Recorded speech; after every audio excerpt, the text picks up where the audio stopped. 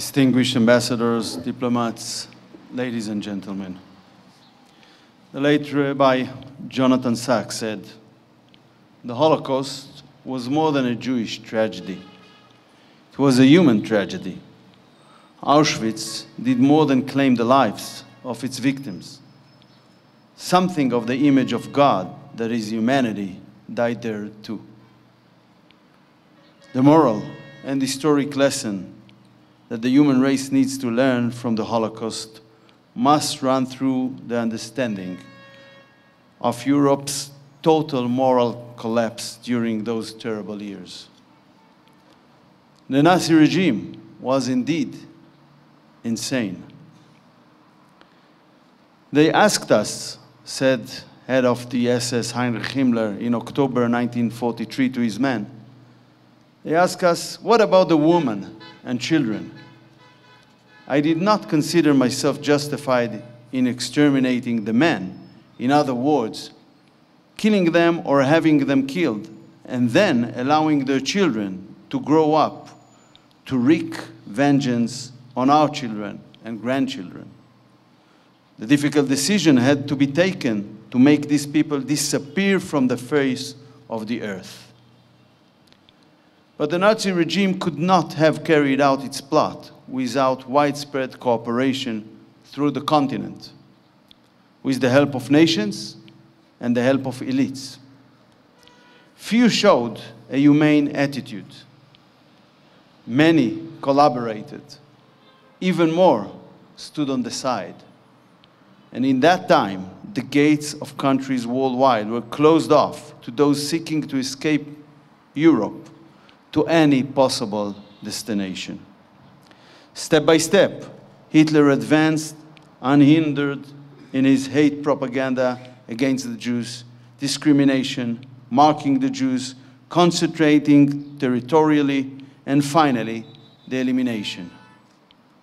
He constantly tested the limits of how far preparations for carrying out his evil plans could go. Yet, nowhere did he encounter a real obstacle or barrier. The easiness in which he was able to carry out his plans is astonishing. Public figures, scholars and religious leaders, academics and scientists, and the entire Europe civilization turned its back on its values and the most basic humane code of conduct. In his monumental book, The Years of Extermination, Professor Charles Friedlander describes an episode in which 9 elderly Jews that survived the massacre at Babi Yar, Ukraine, were sitting near the old synagogue. No one dared to approach them to offer food or water. The punishment for doing so could have been immediate execution. One by one, the Jews perished and died until only 2 remained. A passerby suggested to the German guard to shoot both of them rather than let them die of hunger. The guard hesitated for a moment and then shot them.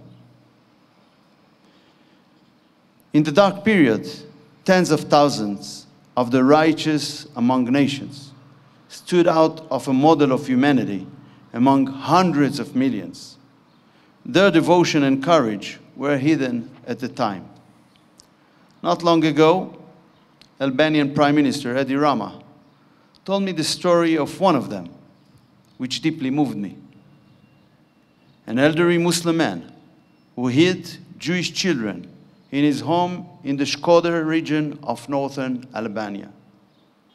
Informants brought the Nazis to his doorstep. "We know you have 2 Jewish children inside." He handed over his own children instead of the Jewish ones. They ended their lives as Jews in Bergen-Belsen under the names of the Jewish children who remained in hiding. Many Albanians risked their lives during the Holocaust to save Jews. At the end of the war, there were more Jews in Albania than before it started. We will never forget this. Between the righteous among the nations were also diplomats who deserve to be mentioned on this occasion. Angel Sáenz Beris, a Spanish diplomat, together with an Italian named Giorgio Perlasca, saved many Jews by using the authority of the Spanish embassy in Budapest. Among other ways, by using the Spanish law from 1924, granting citizenship to dissidents of the Jews expelled from Spain in the 15th century.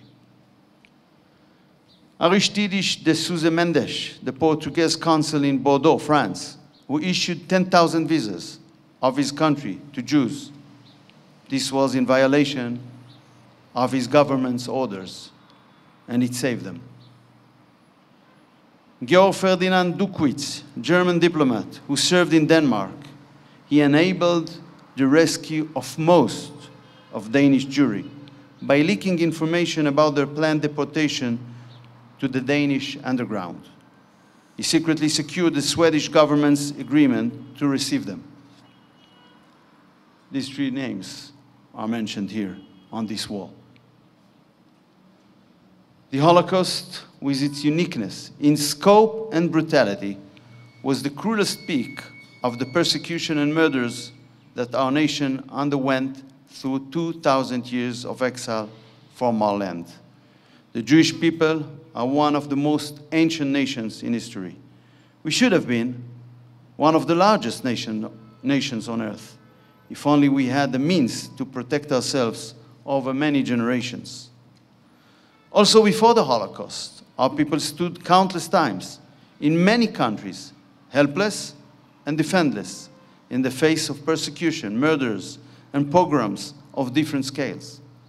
In this sense, the Holocaust was also part of a historical sequence. It was the peak of a historical drama of a defenseless nation. It was due to its lack of sovereignty, disconnected from its homeland, and lacking a protective force.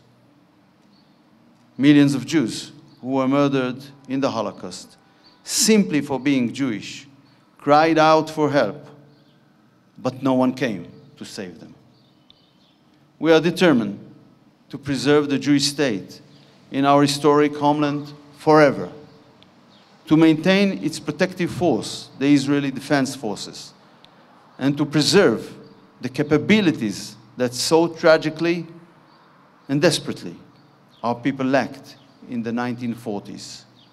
We know, and the whole world knows, even if it does not draw the necessary conclusions, that many around us today seek our elimination. Not to harm us, to eliminate us. And it is not that they are only dreaming of it. They are planning it. They are taking action to execute it. But we have sworn never again. This oath will not be broken. We will remember our murdered brothers and sisters.